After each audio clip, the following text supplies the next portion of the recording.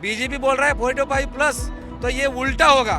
कम से कम 40 सीट यहाँ पे महाविकास आघाड़ी की आएगी। मेरे हाथ में आप देख रहे हैं मशाल, जो करने वाली है कमाल।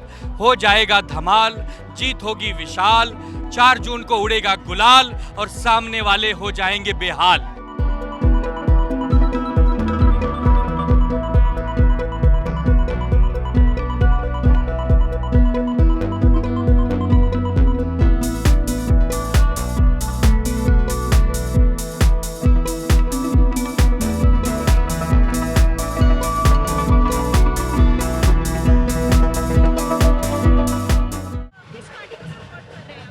देखो, हम महाविकास आघाड़ी को सपोर्ट कर रहे हैं क्योंकि क्योंकि जो मोदी ने जो भाववाद किया हुआ है, आपको मालूम होगा एजुकेशन के बुक पे भी जीएसटी लगी हुई है। तो हम लोग आदिवासी लोग क्या पढ़ाई करेंगे? एक तो हम मागास वर्गीय हैं और मैं खुद मुंबई कांग्रेस आदिवासी कांग्रेस का अध्यक्ष हूँ। हम महाविकास के अमूल कीर्तिकर और उत्तर मुंबई के भूषण पाटिल को सपोर्ट कर रहे हैं और 101% वो जीतेंगे, यह हमारा संकल्प है। आपका क्या कहना है इंडिया अलायंस पे? वो टक्कर दे पाएंगे मोदी को? देखो, बुरा मत मानो, मीडिया कुछ दिखाती नहीं है सही क्या है वो, क्योंकि ग्रास लेवल पे जो हो रहा है वो यूट्यूब चैनल पे बराबर दिख रहा है, लेकिन मीडिया तो जो बगावत हो रही है मोदी के खिलाफ वो कभी मीडिया दिखा नहीं रही है। आपको मीडिया से दूर रहना चाहिए और मीडिया कुछ भी झूठ बोलती है और मोदी झूठ बोलने में माहिर है। और हम भी मीडिया से हम आपका सच दिखाएंगे यहाँ पे। आपका स्वागत है, आप सच दिखा रहे हैं। इतना बड़ा माहौल देखो और टिकट। माहौल से लोगों को जो दिक्कत हो रही है, ट्रैफिक और यहाँ हॉस्पिटल भी है। मैडम, कुछ पाने के लिए थोड़ा सा दिक्कत तो उठाना ही पड़ेगा, नहीं तो मोदी के जुमले के चक्कर में हमको ये भी नहीं मिलेगा। तो मोदी से बचना है तो ये टॉपिक और ये जो समस्या है वो तो थोड़ा सा प्रॉब्लम तो क्रिएट हो जाएगा, लेकिन हमको विकास होगा ना। आज तक क्या विकास किया ये लोग ने? आज रेलवे का देखो आप, रेल में इतनी भीड़ रहती है। परसों टीवी में देखा कि 2 औरत लोग मर गई है। ये केंद्र सरकार के दायरे में आता है ना रेल, तो रेल की क्या सुविधा है? मेट्रो का देखो आप, मेट्रो बड़े बड़े लाइन बना रही है, तो मोदी जी ने नहीं बनाया, ये मोदी जी ने खाली उद्घाटन किया है सरकार ने। मेट्रो का लाया कौन? गुरुदास कामत जी ने मेट्रो का नींव खड़ी की। तो क्या किया है लोग ने विकास इतने साल से? What do you have to say about Modi forming international relations with other countries? Modi forming a relationship with other countries is not for India.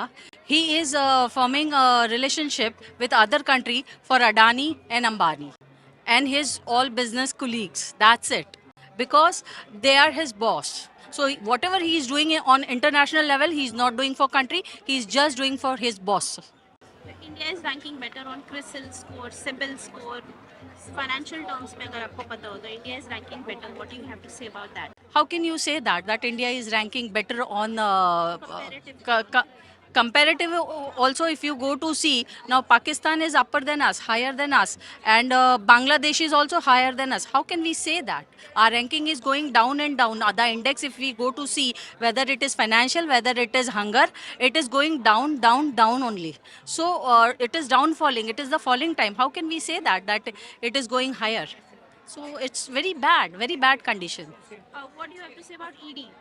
ED, previously, once upon a time, there was ED, CBI in the country. I can say just that, once upon a time. Now it is an organization of BJP and RSS party. That's all I can say about ED and CBI.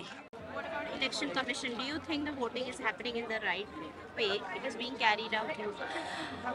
It can carried out in a nice way if they count VVPAT also, and they will they are not doing their. I don't think so that they are very fair, because if you go to see their hoardings, they can put anywhere, they can speak anything which is not included in the law of election committee, but still they say anything, they can say anything, and there is no objections has been taken. But if the other parties utter also even a single word, election commission is like, आपने बोला कैसे? So it is like even they are a part of part of like killing the democracy of India. Even they are the part. I think so. That is not fair. Election Commission is not fair. It's unfair.